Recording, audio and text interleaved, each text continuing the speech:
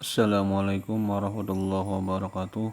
Bismillah, alhamdulillah, Allahumma salli wa sallim ala Sayyidina Muhammad wa ala ali Sayyidina Muhammad, amma ba'du.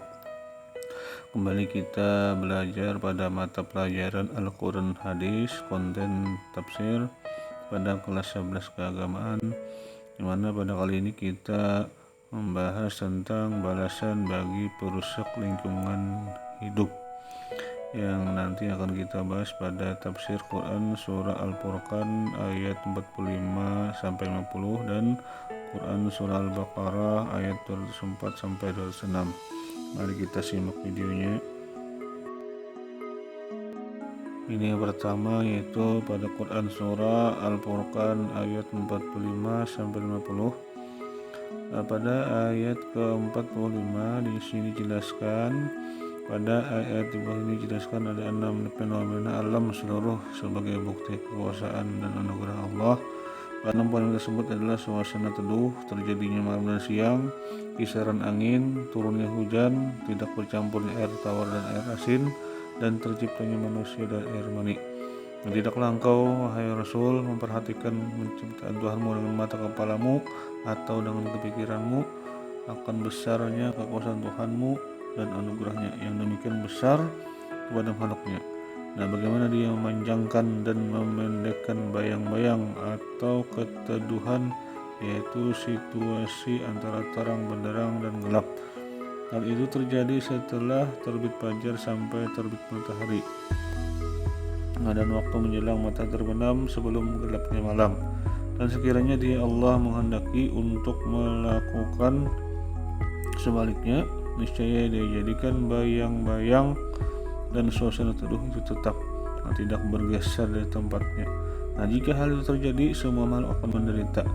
Jika matahari terus-menerus menyeruti bumi, manusia dan makhluknya akan terbakar. Kemudian kami jadikan matahari sebagai petunjuk akan adanya bayang-bayang dan situasi teduh. Dan jika tidak ada matahari, tidak akan terjadi bayang-bayang di bumi. Inilah fenomena alam yang harus direnungkan oleh manusia, bahwa di belakang semua gerakan alam seluruh ada zat yang sangat berkuasa, yaitu Allah Subhanahu wa Ta'ala. Nah, pada tafsir ayat yang ke-46, di sini juga Allah menjelaskan tentang fenomena alam berikutnya. Kemudian kami menarik bayang-bayang itu kepada kami sesuai dengan kebijakan kami, sedikit demi sedikit, tidak sekaligus sesuai dengan kecepatan gerakan matahari yang demikian cermat dan terukur.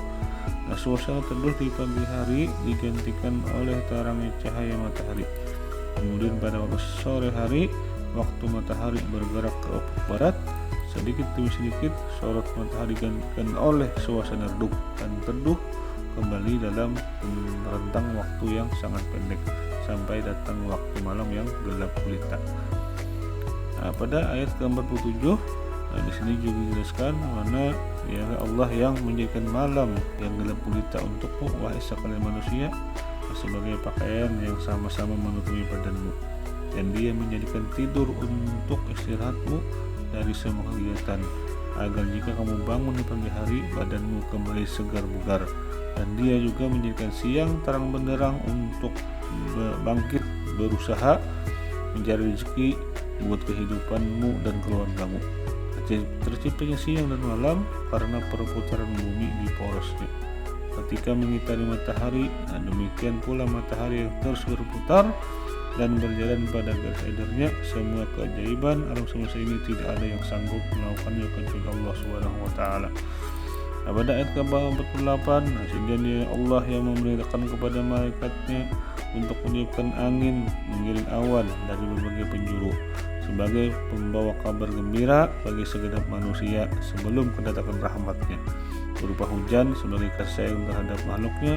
Dan kami turunkan dari langit yang sudah dipenuhi uap air yang sangat bersih yang bisa dipergunakan untuk berbagai macam keperluan hidup. Pada ayat ke-49, di sini dijelaskan juga manfaat dari adanya hujan adalah agar dengan air hujan itu kami menghidupkan negeri yang tadinya mati kering, gersang, tandus, menjadi negeri yang hijau, menyegarkan karena ditumbuhi berbagai tanaman. Dan dengan hujan itu pula kami berikan minum kepada sebagian apa yang telah kami ciptakan.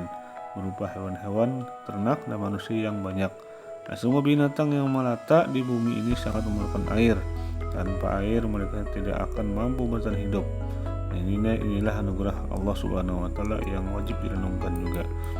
Nah, yang terakhir ayat yang ke-50 pada surah Al-Qur'an, surah Al-Furqan ya.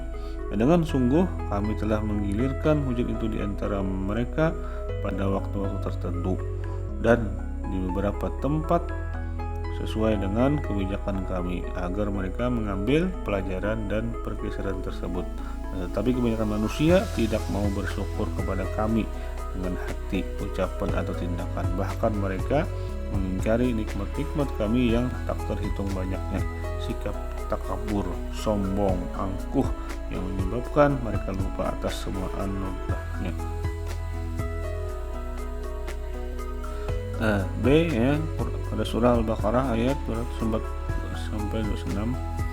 Nah, dengan sesungguhnya kita jelaskan. Nah, pada ayat ke-204, nah ini Allah memberitahukan bahwa orang yang seperti Al-Aqnas itu adalah pendusta, tidak dapat dipercaya, dan bahwa ia adalah musuh Islam dan penentang yang keras terhadap Nabi Muhammad SAW. Al-Aqnas dan orang-orang munafik lainnya ingin mengelabui dan melakukan makar terhadap umat manusia dengan 3 macam hal. Yang pertama, dengan kata-kata dan ucapan yang menarik sehingga orang yang mendengarnya terpesona dan terpengaruh, tidak ragu-ragu sedikit pun tentang kebenaran ucapan tersebut. Yang kedua, bersumpah dengan menyebut nama Allah untuk menunjukkan kebenarannya seakan-akan ia bermaksud baik.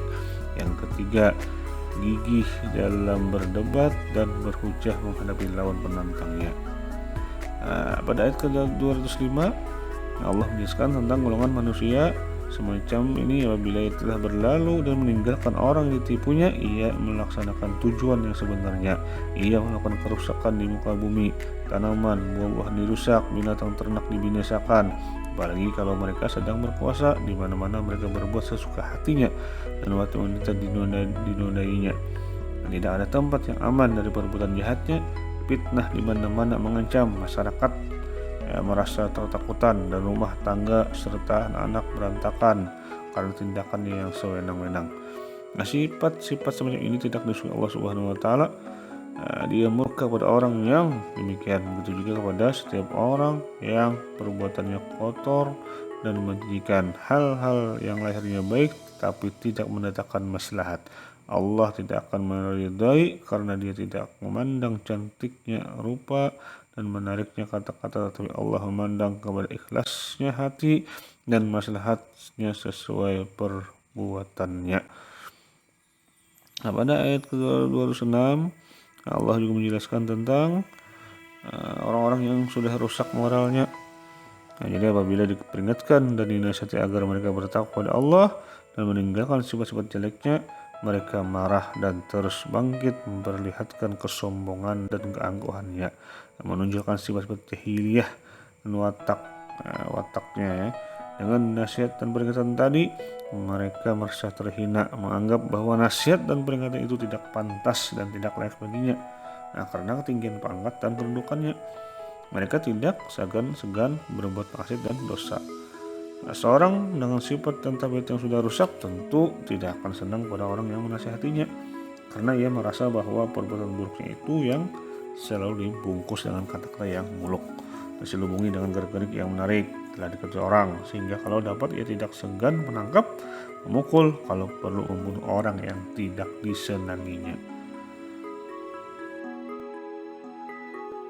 Nah, baiklah, demikian yang bisa disampaikan tentang balasan bagi orang perusak lingkungan hidup pada Quran surah Al-Furqan dan Quran surah Al-Baqarah.